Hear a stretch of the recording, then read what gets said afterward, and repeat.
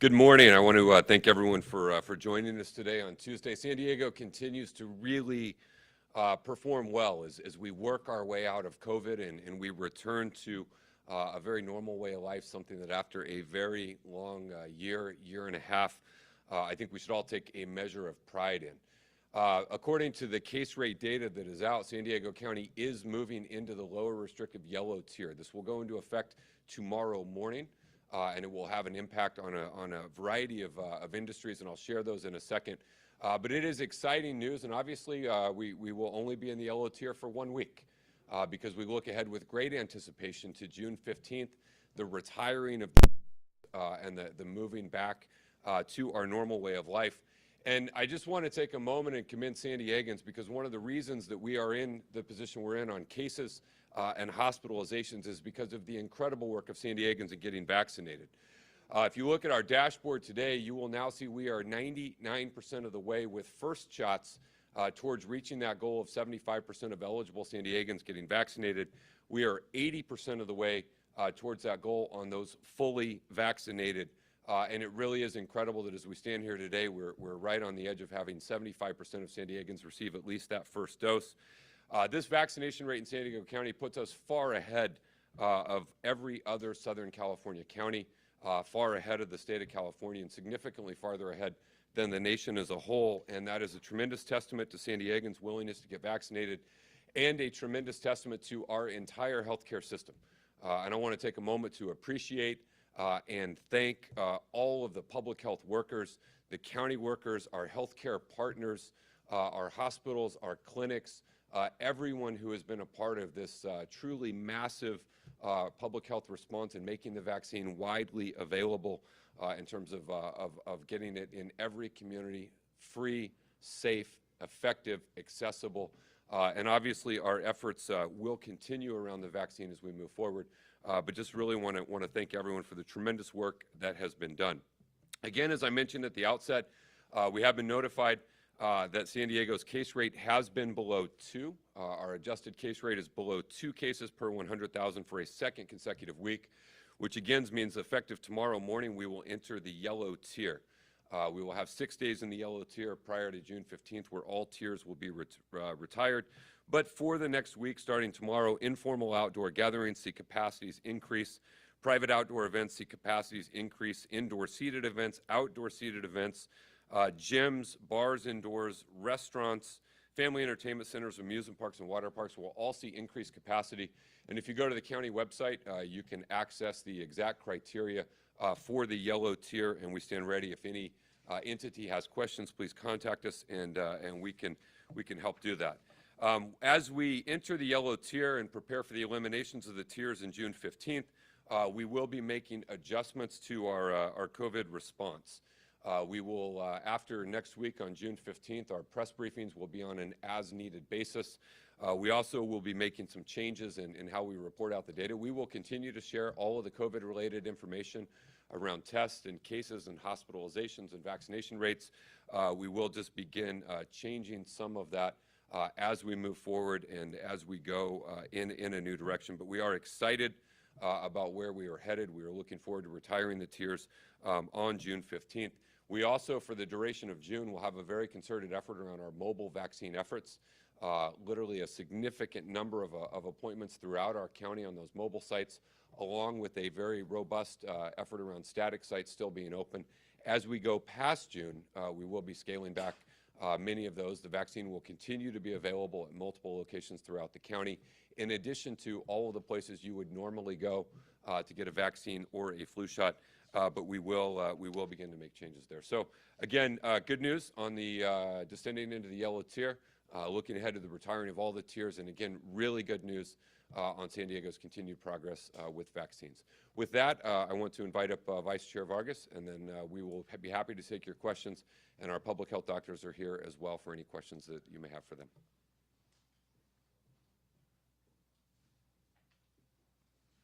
Thank you, Chair Fletcher. Buenos dias. I am excited to know that we're getting closer to our goal of vaccinating 75% of San Diego County residents, and that we're transitioning to the yellow tier, even if it's for a week only. And of course, the state reopening of June 15th is also around the corner. As we start transitioning into a new approach in mitigating the impact of the pandemic, I want to emphasize how important it has been the work that our team at the county has done in partnership with our community partners and organizations.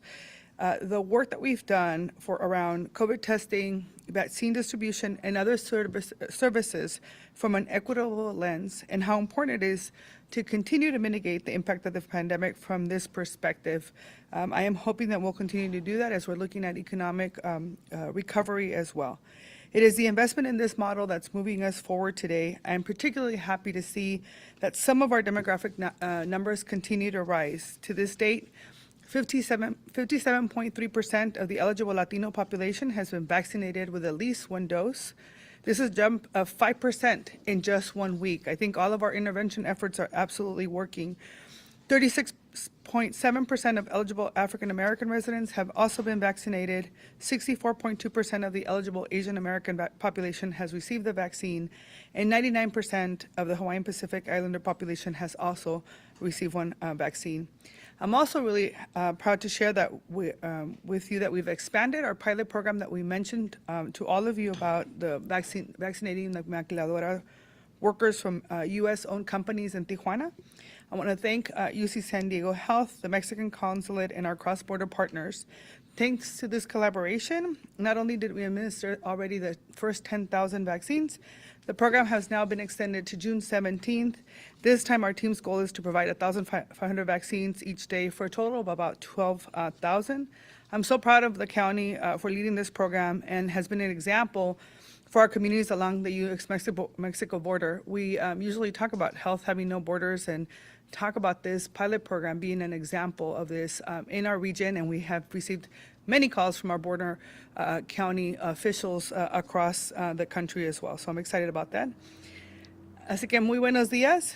Cada vez estamos más cerca de vacunar al 75% de la población elegible en el condado de San Diego y haremos la transición a la fase amarilla mañana en la mañana. Esto es importante porque aunque solamente vamos a estar en la fase amarilla por una semana, de todos modos es importante porque vamos a poder tener los restaurantes, por ejemplo, de 25 a 50%, más eventos y otras oportunidades, pero lo importante es que el 15 de junio ya se acerca, en donde el estado de California estaremos en la reapertura del estado en general. Con este cambio estaremos haciendo una transición a una nueva fase de respuestas a la pandemia. Quiero enfatizar que esto es necesario seguir trabajando de una manera equitativa en la distribución de vacunas y servicios y que continuemos a mitigar los impactos de la pandemia en esta perspectiva. Este modelo de equidad ha sido muy exitoso y nos ha ayudado a salir adelante de la pandemia. En cuanto a los números de vacunación en la comunidad latina, esta última semana ha incrementado por 5%. Es ahora el 57.3% de la población latina que ya tiene una vacuna por lo menos. 36.7% de las personas afroamericanas, 64.2% de las personas asiáticas y el 99% de la comunidad hawaiana y islas del Pacífico. También me complace informarles que el programa que estábamos haciendo de vacunación binacional que iniciamos el 24 de mayo ha sido todo un éxito, por lo cual quiero agradecer a UC San Diego Health, al Consulado de México y a todos los colaboradores por este proyecto posible. Este lunes ya llegamos a la meta de 10,000 vacunas y ahora se extenderá el programa el 17 de junio en donde podemos alcanzar hasta 12,000 vacunas. Estoy muy orgullosa que el condado pueda hacer ese tipo de programas pilotos como un ejemplo del poder de la comunidad fronteriza y más que nada porque hemos recibido mucha información de los diferentes condados en la frontera que quieren también hacer este programa. Así que muy emocionados. Por último, este sábado a partir de las 9 de la mañana, como mencionó Chair Fletcher, en Petco Park, la Casa de los Padres de San Diego, tendrá un evento de vacunación. Las primeras 1,000 personas que reciban su vacuna recibirán una playera y la oportunidad de ganar boletos de los padres y dinero efectivo. Así que todos los vacunados tendrán la oportunidad de ganar una tarjeta de $50 y entrarán en la rifa de 50,000 y $1.5 million. No pierdan esta oportunidad de vacunarse y probablemente de ganar premios. Muchísimas gracias y no olviden seguir manteniendo todo lo importante para seguir saludables durante esta pandemia. Gracias.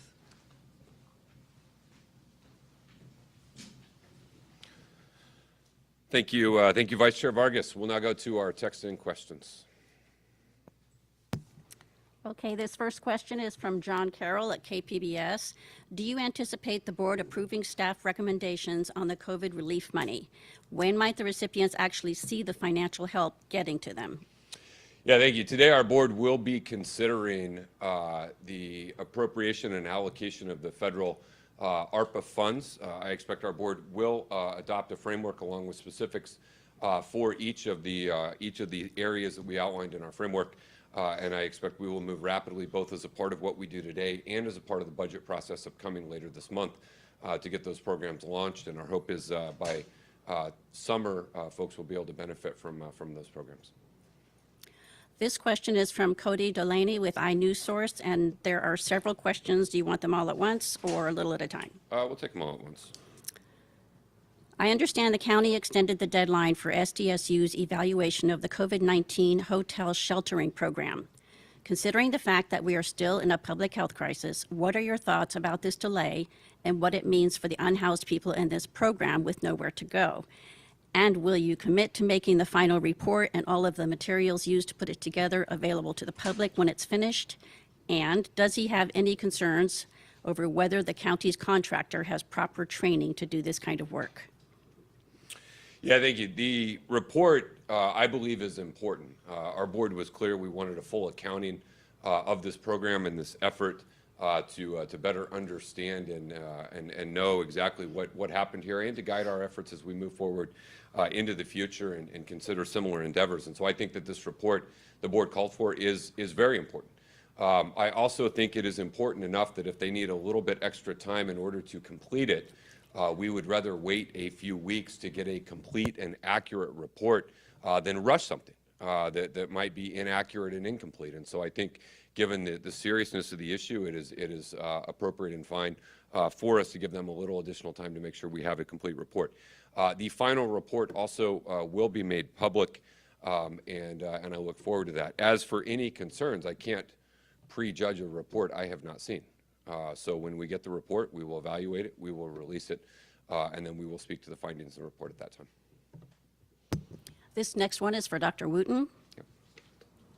Dr. Wooten, this is from, let me tell you who it's from, Matt Hoffman at KPBS.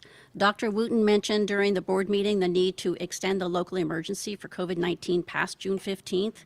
Why does she think that's necessary, and will any local restrictions under emergency authorization continue post-June 15? Another question, what's your biggest challenge when it comes to vaccinations?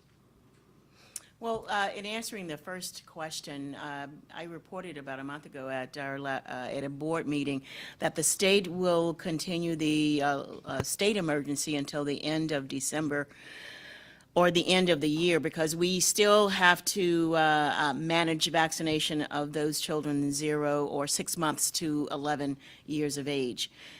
And as stated in my presentation today, there are many other reasons to continue the declaration, and that can continue without having many of the health officers' orders that have been seen so far in place. The local emergency and the health emergency allows us to waive or ease procurement regulations. I read the list out during the board meeting. So we stated it's going to continue until the end of the year because the state still has an emergency and the federal government also still has a local emergency in place. The pandemic is not over. June 15th is not the magic date or bullet for declaring that the pandemic is over. It is not. We are still seeing cases, but things are slowing down, and that's what's important. And until we have, usually with any, outbreak, you monitor it for at least 2 incubation periods. Now, this is a pandemic. I totally understand that. But we need to get to a point where we have no cases for at least 2 incubation periods. And that will help us determine if that happens sooner than the end of the year. That's another thing, but the state will continue it through the end of the year to help with other actions that need to be taken as it relates to vaccination. So turning to vaccinations, what is the most challenging thing right now? Things are dynamic and they change from day to day. At some point, we were having issues with having enough vaccine to vaccinate people. And then at the flip of a switch, it wasn't a dimmer, it was a flip of a switch.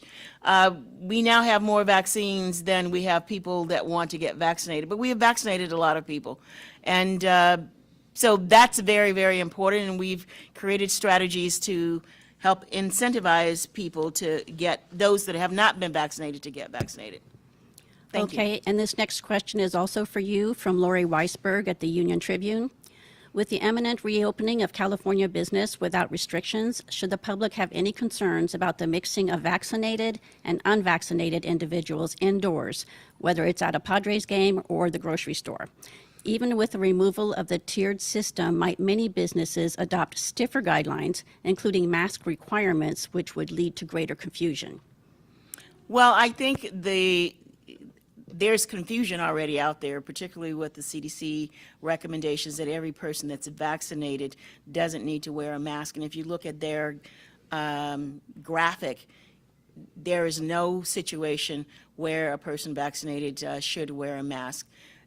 But the whole thing with that is, if that means that people that are unvaccinated should wear a mask, and that stigmatizes people. So people may choose not to wear a mask because they don't want to be singled out as being not vaccinated. So I don't have any magic answers here. It's very challenging, and I can imagine that this is very confusing for the public. I think it has to be a personal choice, particularly if you are not vaccinated. If you go into large crowds, you should wear a mask. And if you are vaccinated, there's a personal choice. Some people that are vaccinated will continue to wear masks because they don't feel comfortable doing so. So we will promote the CDC guidance as well as its alignment with CDPH, and CDPH is putting out guidance specifically for wearing masks indoors with mega events, more than 5,000 or more, and outdoor mega events, 10,000 or more. Thanks. Matt, I really quickly want to provide a little bit of context on the state of emergency. Look, we're in a hypercharged environment at the state level. There is obviously a very motivated and underway political campaign with a lot of it surrounding COVID. And the reality is we're seeing a lot of energy exerted about something that really is a standard and customary process. When you have a fire and you declare a state of emergency, that state of emergency continues beyond, because it is a part of the rebuild, it is a part of the recovery. When we had a hepatitis A issue, that state of emergency continued beyond. If you have an earthquake, that state of emergency continues beyond. There are a lot of fiscal reasons why we do that. The ability to draw down federal resources, the ability to draw down state resources. There are liability insurance protections under the state for disaster workers and essential folks. And so I think what is a standard practice when you're responding to any state of emergency is now really being exploited in a way that I think serves other purposes. But I think the public as a whole should know that what we're doing is a standard practice. When you have a state of emergency, you have a pandemic, you have a disaster, you work your way through it. But that declaration of emergency needs to continue for a variety of financial reasons, fiscal reasons, state and federal reimbursement reasons, procurement reasons, liability reasons. But June 15th, San Diego County, we will align with the state. The tiers will be gone. They will be putting out some guidance for a handful of scenarios and situations. But day-to-day life for San Diegans will revert to as close to normal as we've been in more than a year and a half, and we're certainly looking to move ahead with that. And we'll continue our efforts around recovery and rebuilding and response, and those efforts will be ongoing, but will generally be unseen by most members of the public. With that, I think that completes our questions for today. So thank you, everyone, for joining us, and we will see you next week.